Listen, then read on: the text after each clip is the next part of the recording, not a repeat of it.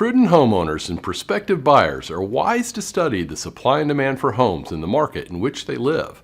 Today's report on the supply and demand for homes in Tallahassee parallels what other markets are reporting. The consistent message for more than 2 years is that we need more homes. Today's report focuses on the supply side of the housing market, looking at what's coming in and what present levels mean for home values and buyer opportunities today. I've included a link below to the newest listings in Tallahassee. You'll be blown away by how many of them are already under contract with buyers.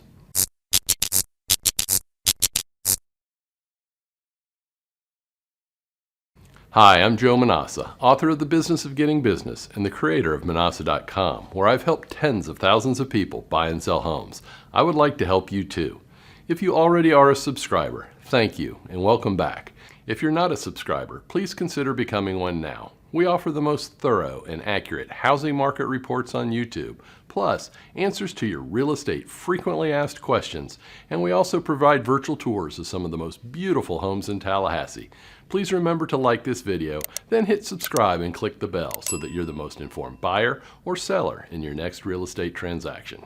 Let's start with a scary picture of what buyers face today. This graph reveals great market conditions for home sellers, but not great conditions for buyers looking for a home today.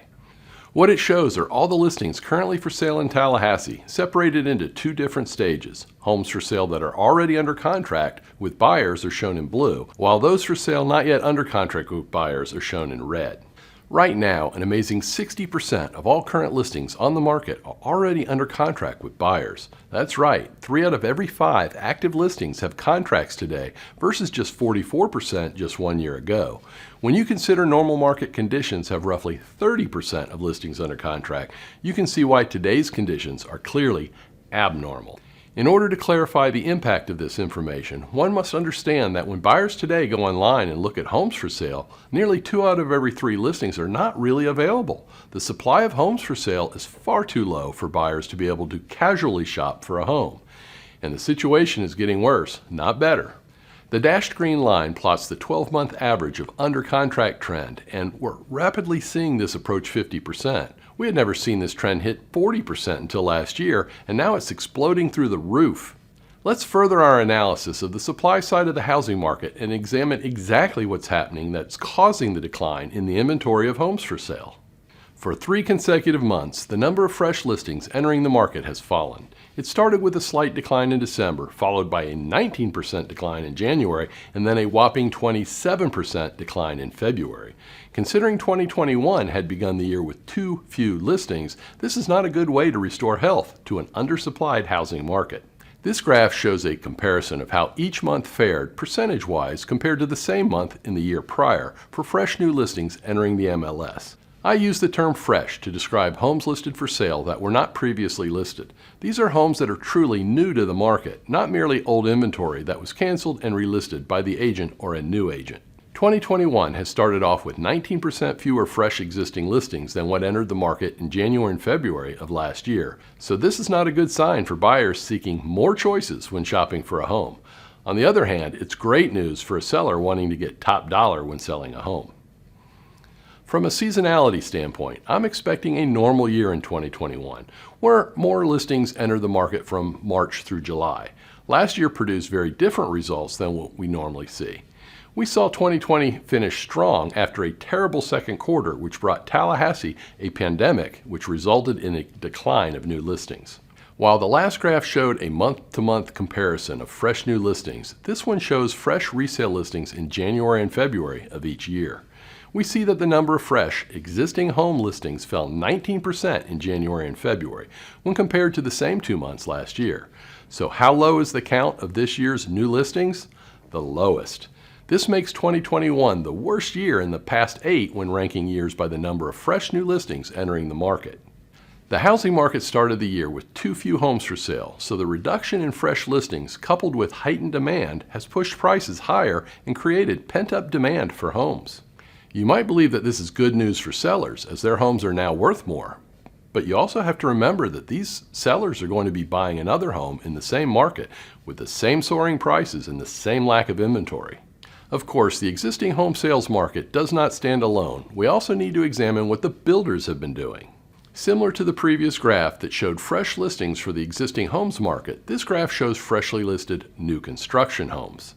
It shows the number of new construction homes listed for sale in Tallahassee over time. Home builders did well last year to raise construction activity, but they fell woefully short by more than 1/2 of what was needed. Now it appears as if they're falling backward, not pressing forward, delivering the inventory that we need. Everybody needs to scream it from the mountaintops, or actually hilltops here in Tallahassee. We need local builders to be producing more homes.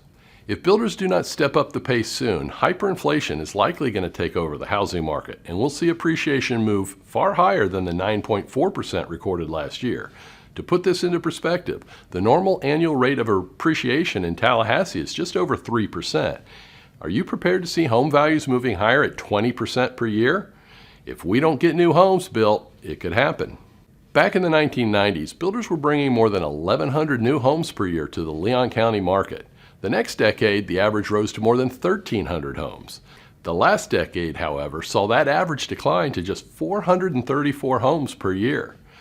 The decline in new construction was needed in 2007, as the market was grossly oversupplied and required time to consume all the extra homes. That correction was completed in 2016, and since that time, we should have been building about 1,200 homes per year, instead of just the 434 homes that were built. The difference between the two represents an additional 2,000 to 3,000 or more homes that could have been built and sold, and this would have kept our recovery going strongly with homes appreciating nicely, not out of control like we're seeing today. Right now, with a large shortage of homes, builders should be permitting about 2,000 homes and monitoring the supply and demand numbers to ensure that they're not building too many homes at a given price point. That means the 79 new listings in January and February could have really been over 1,000, so new construction activity is nowhere near the level of what is needed. Slow production means that builders missed an opportunity to sell an additional 2,000 homes or more over the past 5 years. The void that these missing homes did not fill has served to disfigure our housing market to a lowered inventory level that is causing a hyperinflation of our home values.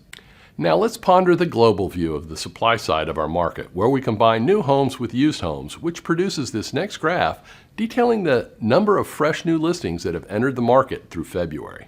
This graph reveals that the combination of builder homes and existing homes makes 2021 the leanest year of the past 8 years for new inventory.